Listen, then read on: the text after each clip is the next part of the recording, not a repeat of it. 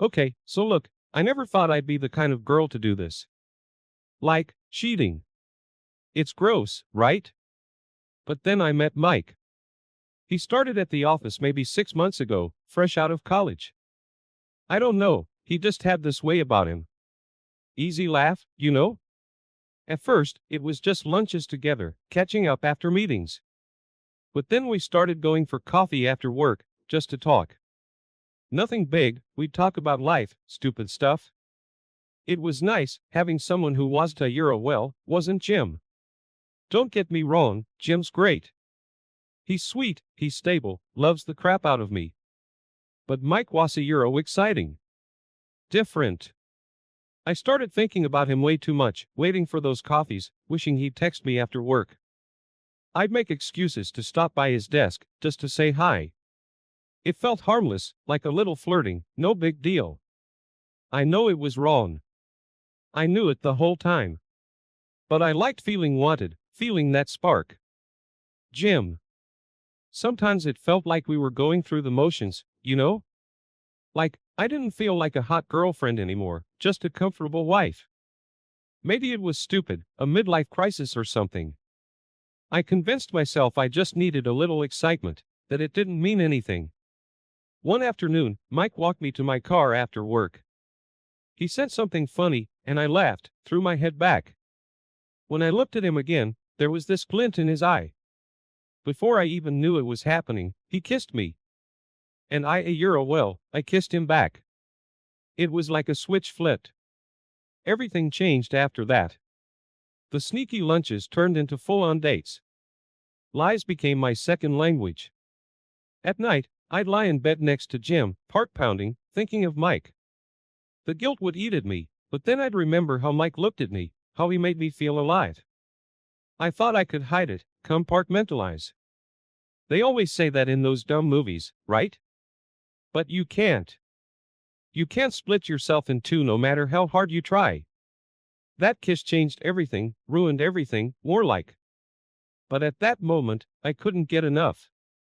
We started finding dumb reasons to stay late. Oh hey, Mike, can you help me with this spreadsheet?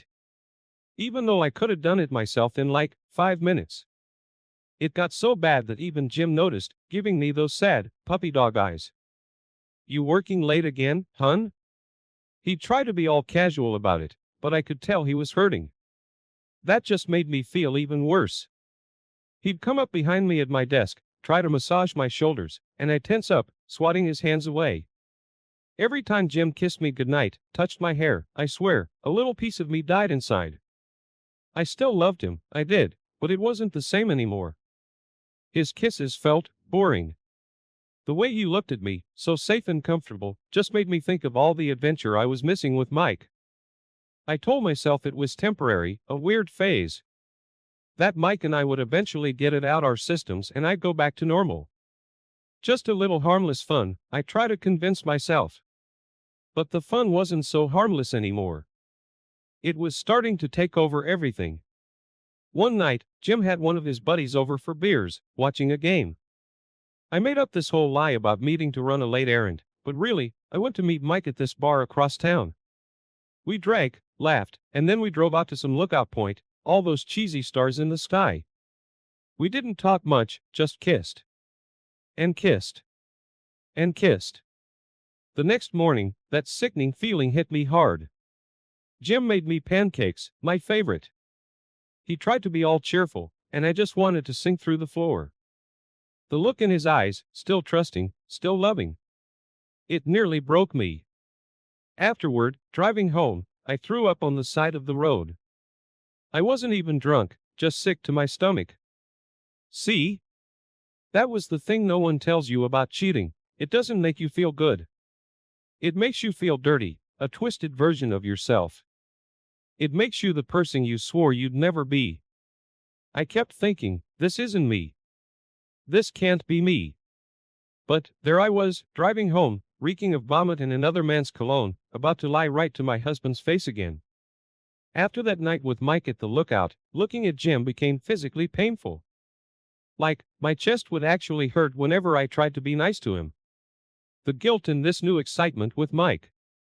They were warring inside me, twisting me up from the inside out.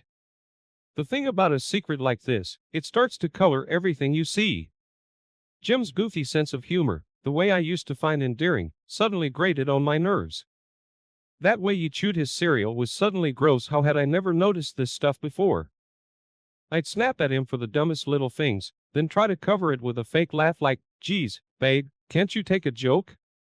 He'd look at me with those confused eyes, like he was trying to figure out who this stranger was, the stranger replacing his wife. I couldn't get Mike out of my head.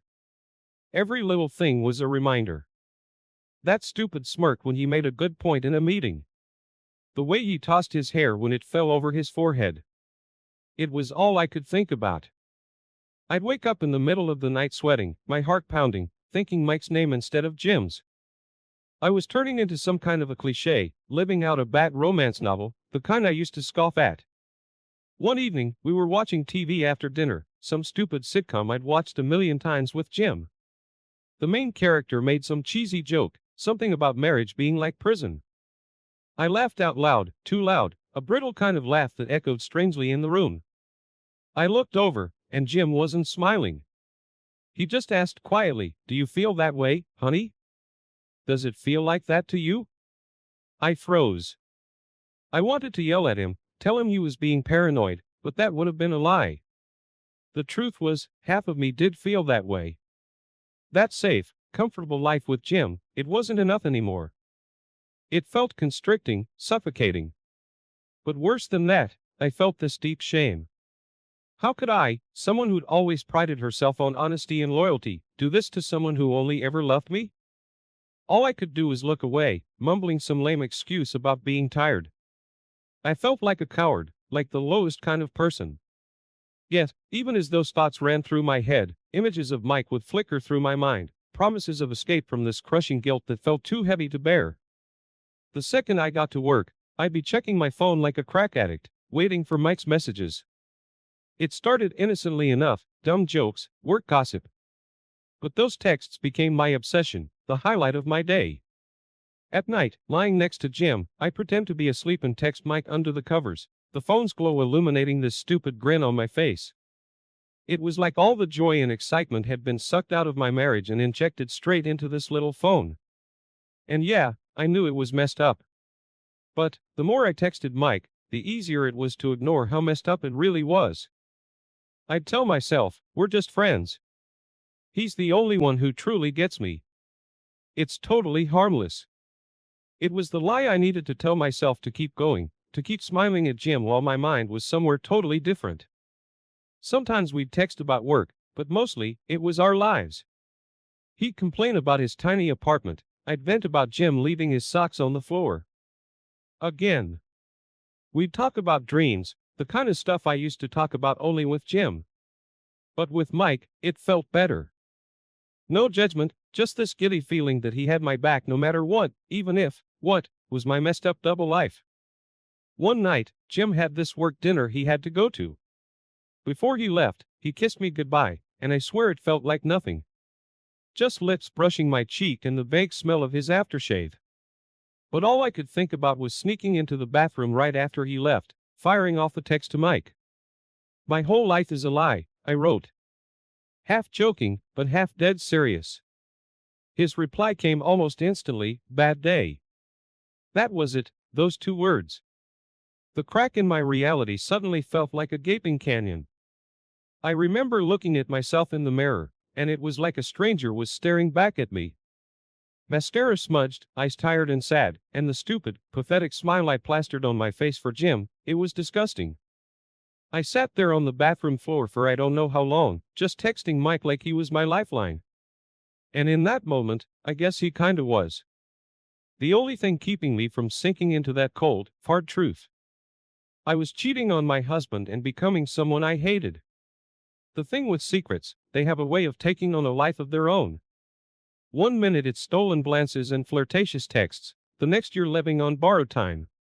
Maybe I was fooling myself into thinking I could control this, play this dangerous game with fire and not get burned. But that afternoon in the office parking lot shattered that twisted little fantasy. We were both working late, like usual. I was about to leave when Mike stopped by my desk, asking for help with a file. His eyes, that same glint, only this time there was a hunger in them I hadn't noticed before. Outside, it was drizzling, the air thick with the smell of wet asphalt.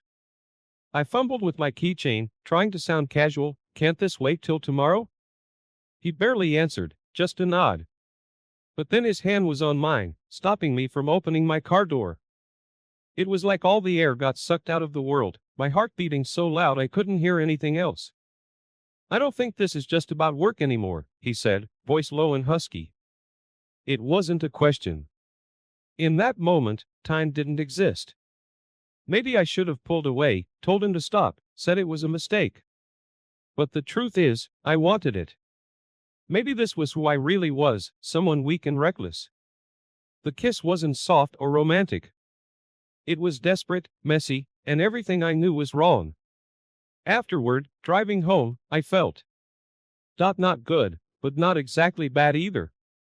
Alive. Like that dull ache inside me had been replaced by this throbbing, dangerous energy. I knew this had gone too far.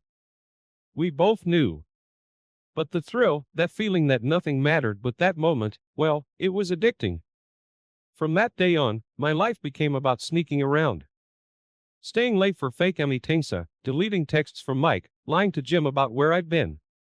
It was exhausting, but it was easier than facing the truth. I'd become some cliché copyright movie villain, only instead of bank robberies, my crime was destroying the heart of the man who loved me the most. The worst part wasn't lying to Jim, it was the way he started looking at me. Not angry, just confused. Like he was trying to make sense of this woman he was married to, the woman he thought he knew inside out, and just not getting the answers. He tried so hard. He'd come home with flowers, or my favorite takeout, little gestures that used to make my heart melt. Now, they just made me feel sick. The guilt was a monster now, gnawing at my insides every time he smiled at me, or said, "I love you," with that innocent, trusting look in his eyes. I tried to hide it, fake the old affection. But there was this coldness now, like a wall between us. One night, we were watching some stupid rom-com, and he leaned over and tried to kiss me. I flinched. Turned away, pretended to cough, anything to avoid him. Later, in bed, he cuddled up behind me like always. But his touch felt heavy, alien almost. All I could think about was how just a few hours earlier, Mike's hands had been on my skin, his scent still clinging to me. It was revolting. The craziest part? After feeling this sick disgust for my own husband, I'd run into Mike's arms. We'd meet up like addicts, frantic and desperate. I needed that rush, that escape from the monster I'd become. He couldn't see what I saw in the mirror. The liar, the cheater, the coward. One morning, I woke up with this crushing weight on my chest. Jim was already up, in the kitchen making coffee like nothing was wrong. I snuck into the bathroom, shut the door, and just stared at my reflection. My face was blotchy, like I'd been crying nonstop. But the tears wouldn't come. Just that emptiness, that hollowness, the knowledge that I was destroying everything good my life had built on, and I was just too weak to stop it. I started to fall apart, bit by bit. Insomnia became my best friend. I'd lie in bed for hours, mind racing, replaying the lies I'd told Jim, the stolen moments with Mike. Some nights, I'd cry until I had nothing left, other nights my body seemed to shut down completely, numb and empty. My appetite was a mess. Some days I couldn't eat a thing, sick to my stomach with guilt and anxiety. Others, I'd binge on junk, desperate to fill the gnawing emptiness inside. And always, the panic attacks. It started in the car, driving to work my heart would pound, sweat pooling in my palms until I thought I might faint right there on the highway. The worst was trying to act normal around Jim. That forced cheerfulness, that pretend smile. I could see it reflected in his eyes, how unconvincing it all was. My once bright, easygoing personality? Gone. Replaced by this tense, hollow version of myself. One morning, Jim found me huddled on the bathroom floor, racked with sobs. He looked so scared, helpless. He knelt beside me, held me as I cried, muttering apologies I didn't even understand. "Let's get away," he whispered later. His voice was hopeful, almost desperate. A little beach vacation, just us. Remember that place we went on our honeymoon? Reconnect. Clear our heads. My heart's sake. A getaway? Trapped on an island with the two warring sides of my conscience? It felt like the ultimate punishment. But then, a flicker of twisted hope. Maybe this was it. My chance to choose. To leave Mike behind, focus on repairing what I'd broken with Jim. Part of me, some small, buried part, knew that's what I should want. To be the wife I was supposed to be. But even as I agreed, as Jim's face lit up with relief, all I could think was, if I leave, I'll never see Mike again. And somewhere deep, deep down, the truth I desperately tried to hide, I didn't want to. The whole point of that trip was supposed to be peace. To find some clarity, make the right decision, fix things with Jim. But that first morning, waking up alone to the sound of crashing waves, all I felt was this crushing dread. I spent the days wandering the beach, feet sinking into the sand, mind a whirlwind. Jim and Mike, like two blurry figures wrestling in my brain. I tried to imagine a future with Jim. Cozy dinners. Maybe a family. That comfortable life I'd once dreamed of. But it was like trying to grasp at smoke. The image dissolved before I could get a hold of it. Then I'd picture Mike. Fire, excitement, the way he made me feel young and reckless. And so deeply, dangerously alive. There was an intensity with him I'd never known before. An intensity one craved like a drug, even knowing this whole thing was poison. You loved them both. The thought surfaced one afternoon, clear as the blue sky above me. It wasn't confusing, wasn't a shock. It was just true. And the worst part, I didn't know if that was even possible. Love was supposed to be about one person, right? By the time the trip ended, I was more of a mess than when it started. I went back home, and that horrible game continued as if I'd never left. Lying to Jim's face, sneaking around with Mike. The shame of it all made me sick, but I still couldn't stop. Jim was trying so hard. He planned romantic dinners, surprised me with little gifts, asked what was wrong, how he could help. His kindness only made it all worse. I couldn't bring myself to confess, to see the heartbreak in his eyes. I was a coward, the worst kind. One night, he held me close, whispered, "Just tell me what you want, honey. I'll do anything." I choked back a sob. The thing was, I knew exactly what I wanted. The impossible. 2 men, 2 lives. A love divided, and that division was destroying me. It was always going to end badly. Anyone with a shred of sense could see that. Yet, I clung to this pathetic little fantasy that I could control it, keep my 2 lives neat and separate. Of course, I was dead wrong. It began with a text message. Not from Mike, from Jim. Usually, I was obsessively careful deleting messages, clearing my browser history. But that afternoon, I'd rushed off to meet Mike for some stolen lunch hour, leaving my phone unlocked on the kitchen counter. I didn't see the notification pop up, the little buzz that sealed my fate. Jim was home early that day. Something about a canceled meeting. Lucky break, he'd said with that hopeful smile, the one that used to melt my heart and now filled me with dread. I was on the back porch, sneaking a cigarette, another dirty little secret fueled by all this stress, when I heard the crash. That sickening sound of porcelain shattering against tile. At first, I couldn't place it. Then my blood ran cold. My phone. I found him in the kitchen, kneeling amongst the shards of my favorite mud. He wasn't looking at the mess, just at the phone screen clutched in his shaking hand. The text from Mike was right there, incriminatingly innocent. "Can't wait for tonight, winking face." I wanted to scream, to lie, to say anything that would wipe that look from his face. But the words died in my throat. His face crumpled. The hurt, the shock, it wasn't rage, just this agonizing bewilderment. Like he'd been punched in the gut, and was just trying to catch his breath. "Please," he finally croaked out, "tell me it's not what I think." But all I could do was look away, shame washing over me in a hot, sickening wave. I knew what I'd done. I knew what I was. And I knew there were no more lies, no more excuses, no way to fix this. In that moment, the world I'd built over 5 years with Jim, every shared dream and tender memory, just imploded. After Jim found the text, everything was a blur. Words were exchanged, but I barely registered them. His raw pain, choked accusations, my mumbled apologies, they all blended into this awful, deafening roar in my ears. Through it all, one sentence cut through: I want you to leave. His voice was cold, hard, unfamiliar. I didn't cry, didn't argue. Somewhere inside, I think I knew I deserved this. A small, numb part of me just went through the motions. Packing his suitcase, avoiding Jim's gaze, fumbling for my keys in a haze. As I drove away, the tears finally started. Big, gasping sobs that made it hard to breathe. But it wasn't just for Jim, or the life I'd ruined. It was for myself, for the woman I now saw reflected in the rearview mirror, weak, selfish, a stranger to herself. That night, I ended up on Mike's doorstep, suitcase in hand, mascara streaked down my face.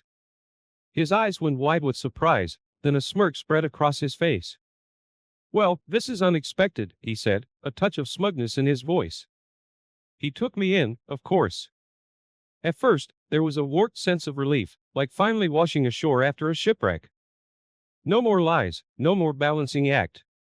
And I convinced myself this was what I wanted: Mike, the excitement, this new reckless life. But even as Mike held me that night, whispering promises of a fresh start, I couldn't escape it. The image of June's face as I left, that utter devastation. The knowledge that I'd broken the heart of the best man I'd ever known. The next morning, I woke up in Mike's sterile, unfamiliar apartment. It wasn't home, not anymore.